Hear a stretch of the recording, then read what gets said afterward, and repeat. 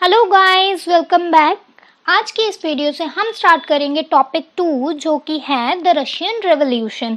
अभी हमने लास्ट के टॉपिक्स में देखा था कि जो सोशलिस्ट है उसके आइडिया से बहुत सारी पॉपुलेशन अट्रैक्ट हो रही थी, बट उनकी गवर्नमेंट नहीं आ रही थी। गवर्नमेंट आ रही थी तो लिबरल्स की, रेडिकल्स की और कंजर्वेटिव्स की, बट फाइनली रशिया में आती है सोशलिस्ट की government through the October revolutionary of 1917। और यहाँ पर जो मोनार्की सिस्टम है, जो किंग का रूल है, वो बिल्कुल ख़त्म हो जाता है। कब? इन 1917 में। और इन्हीं इवेंट्स को बोला गया है, अक्टूबर के इन्हीं इवेंट्स को बोला गया है रशियन रेवोल्यूशन। अभी हमने ये देख लिया कि यहाँ पर मोनार्की का एंड हो जाता है 1917 में और सोशलिस्ट की गवर्नमेंट के द्वारा होता है, मतलब उस टाइम पे सोशलिस्ट गवर्नमेंट आती है।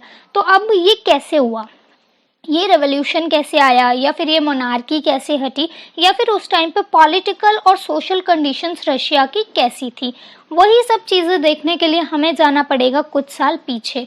तो हम चलते हैं 3 साल पीछे। पहले 2.1 टॉपिक देखेंगे, the Russian empire in 1914। Russian empire को ऑब्जर्व करेंगे कि रशियन एम्पायर में क्या चल रहा था 1914 में।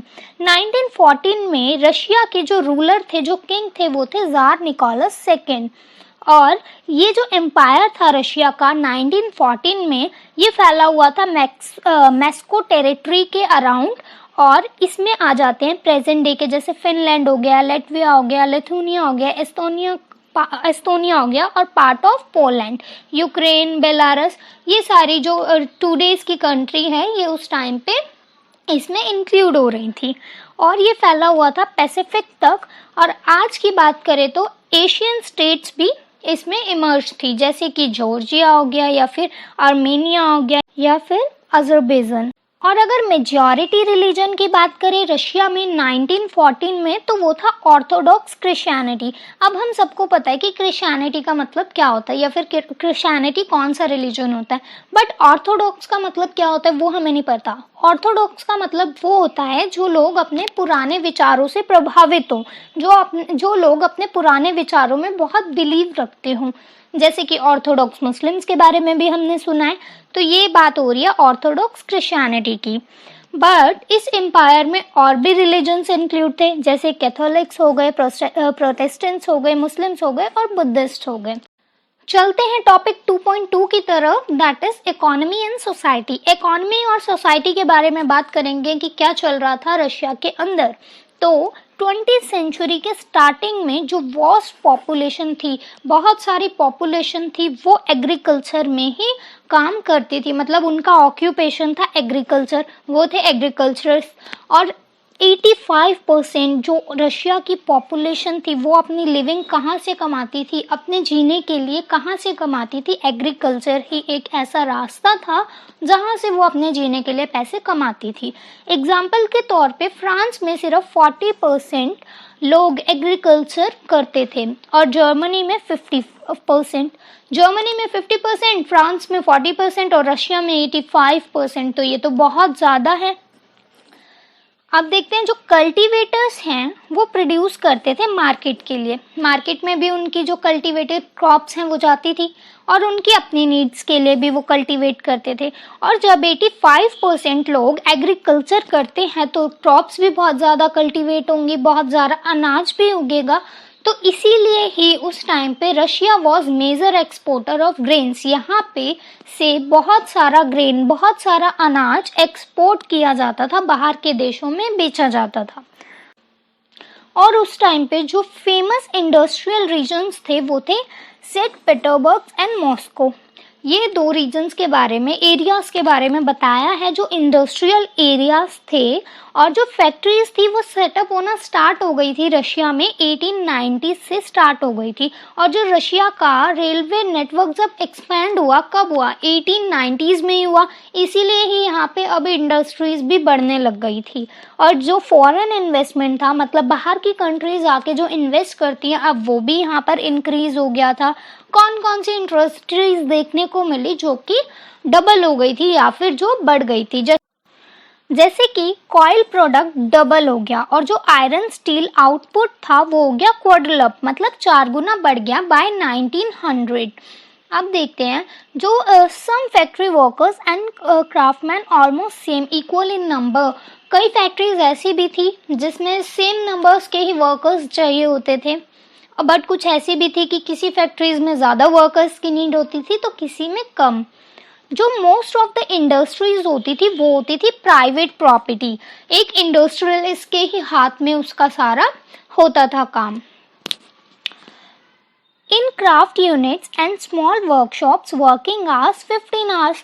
अगर हम स्मॉल क्राफ्ट यूनिट्स की बात करें या फिर स्मॉल वर्कशॉप्स की बात करें तो उस टाइम पे जो वर्किंग आवर वो ले रहे थे वो थे 15 आवर्स। लोगों को दिन का काम करना पड़ता था 15 घंटे, जबकि एक नॉर्मल देखें या फिर इससे कंपेयर किया गया है 10 और 12 आवर्स तक।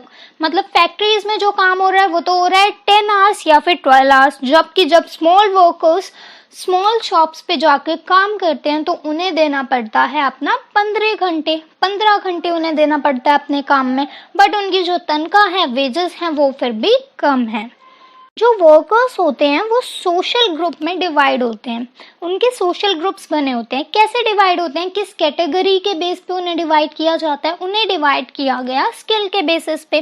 जो मेटल वर्कर्स थे वो अपने आप को एरिस्टोक्रेट्स मानते थे, अपने आप को बोलते थे हम थोड़ा हाई स्टेटस के हैं, अपने आप को थोड़ा वो समझते थे कि हाँ हम इनसे थोड़ा बढ़ के हैं। क्यों? क्योंकि जो वो काम करते हैं मेटल वर्कर्स उसके लिए ट्रेनिंग चाहिए प्लस उसके लिए स्किल चाहिए, इसीलिए वो अपने आप को ज़्यादा समझते थे अदर वर्कर्स से। बाय 1914 जो 31% वुमेन्स हैं वो फैक्ट्री लेबर करती थी, बट उनको जो वेजेस हैं, जो उनकी सैलरी है वो मेंस के अकॉर्डिंग उनकी आधी या बहुत कम दी जाती थी।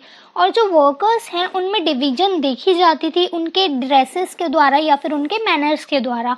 अगर किसी वर्कर ने थोड़े अच्छे कपड़े पहन रखे हैं तो मैं समझूंगी हाँ ये मेटल वर्कर होगा या फिर ये थोड़ा अच्छा वर्कर होगा।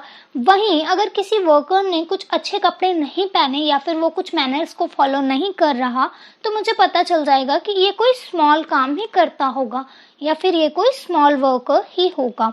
इतनी डिवीजन होने के बावजूद भी अगर वर्कर्स अपने एम्प्लॉयर की, मतलब जिनके अंडर में वो काम कर रहे हैं, उनकी कोई बात उन्हें अच्छी नहीं लगती थी, वो डिसएग्री होते थे, तो वो सारे एक ही ग्रुप में यूनाइट होकर स्ट्राइक करना स्टार्ट कर देते थे या फिर अपने काम को बंद कर देते थे कि हमारी पहले ये मांगे पूरी करो तभी हम काम पे वापस आएंगे। ऐसी ही 2 स्ट्राइक्स के बारे में हमारी बुक में बताया गया है। एक हुई थी टेक्सटाइल इंडस्ट्री में इन 1896 से 1897 के बीच में, और एक जो दूसरी स्ट्राइक के बारे में हमें बताया हुआ है वो हुई थी मेटल इंडस्ट्री में इन 1902 में। अब चलते हैं थोड़ा कंट्री साइड की तरफ। कंट्री साइड में क्या चल रहा है वो सब देखते हैं। कंट्री साइड में जो मोस्ट ऑफ द लैंड है वो कल्टीवेट किया जाता है पीजेंट्स के द्वारा। मतलब जो फार्मर्स हैं वो बहुत सारे लैंड को कल्टीवेट करते हैं, बट जो नोबिलिटी हो गए, क्राउन हो गए, ऑर्थोडॉक्स चर्च हो गए, नोबिलिटी मतलब थोड़े हाई स्टेटस वाले लोग हो गए या फिर क्राउन राजा वगैरह हो गए, और बाकी जो ऑर्थोडॉक्स चर्च है उनके पास ही ज़्यादा प्रॉपर्टी है। ऑल्दो जो 85% पॉपुलेशन है वो तो एग्रीकल्चर करती है, तब भी उनके पास इतना लैंड नहीं है जितना ये क्राउन के पास है, नोबिलिटी के पास है और ऑर्थोडॉक्स चर्च के पास है। तो ये पीजेंट्स जो थे या फिर ये जो वर्कर्स थे ये भी अपने रिलीजन में विश्वास रखते थे, ये भी अपने रिलीजन को डीपली मानते थे, पर फिर भी ये लोग नोबिलिटी की रिस्पेक्ट नहीं करते थे। और जो नोबिलिटी है, नोबिलिटी मैंने बताया कि थोड़े हाई स्टेटस के लोग हो गए, थोड़ी बहुत उन्हें पावर और पोजीशन मिल गई। अब लोग तो उनकी नहीं कर रहे रिस्पेक्ट, तो उन्हें पावर या फिर पोजीशंस कहाँ से मिलती हैं?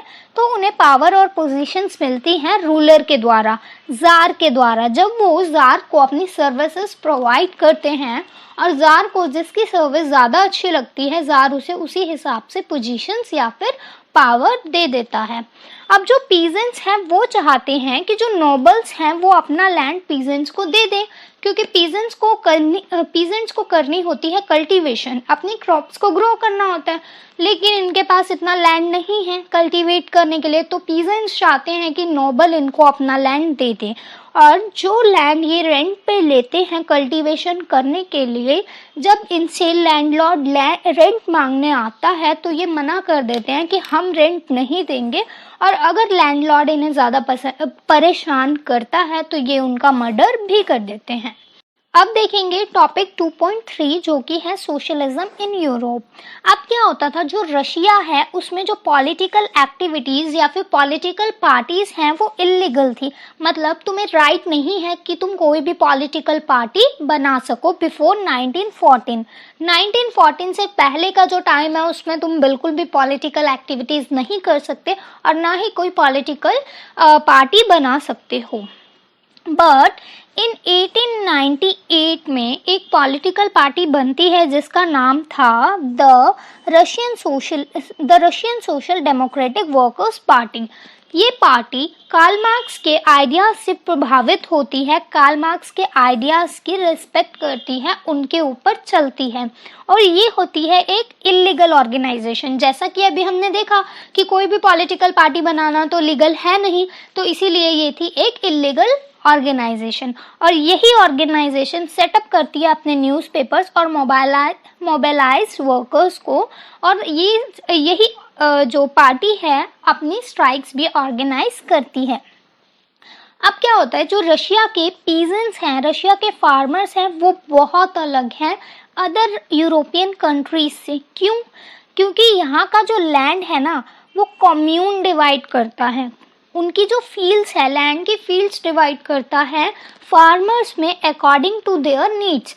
उनके घर जाता है, चेक करता है कि फैमिली में कितने मेंबर्स हैं, उसी हिसाब से उन्हें लैंड दिया जाता है कल्टीवेट करने के लिए।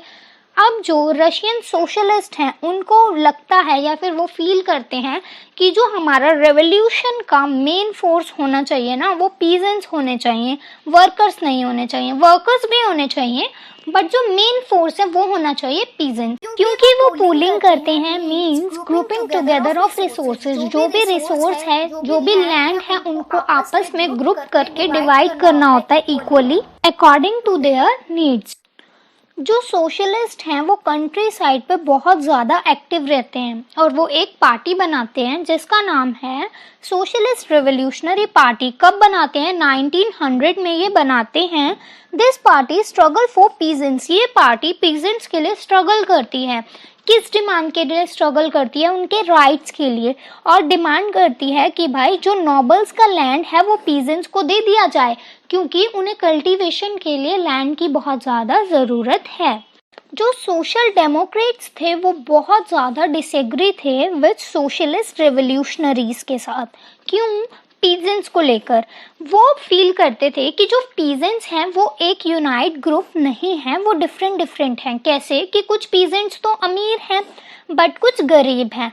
ऐसे ही एक जो थे हमारे सोशल डेमोक्रेट वो थे लेनिन, उन्होंने ऐसा फील किया कि हाँ भाई पीजेंट्स इक्वल नहीं है, ये एक यूनाइट ग्रुप नहीं है, कुछ पीजेंट्स तो अमीर हैं और कुछ पीजेंट्स हैं गरीब, तो इसीलिए ये नहीं बन सकते सोशलिस्ट मूवमेंट का part. They could not all be the part of socialist movement. वो लोग सोशलिस्ट मूवमेंट का पार्ट नहीं बन सकते। इसीलिए ही ये जो सोशलिस्ट डेमोक्रेटिक वर्कर्स पार्टी होती है ये हो जाती है स्प्लिट, बढ़ जाती है ये दो पार्टीज में। एक को बोला गया है बोल्शेविक पार्टी जो कि व्लादिमीर लेनिन के द्वारा बनाई जाती है और ये बोलती है कि ऐसी सोसाइटी जिसमें जार का रूल है, जार रशियन सोसाइटी जो है उसमें हमें एक ऐसी पार्टी बनानी चाहिए जो कि डिसिप्लिन हो और जो अपने कंट्रोल कर सके नंबर ऑफ मेंबर्स एंड उनकी क्वालिटी को।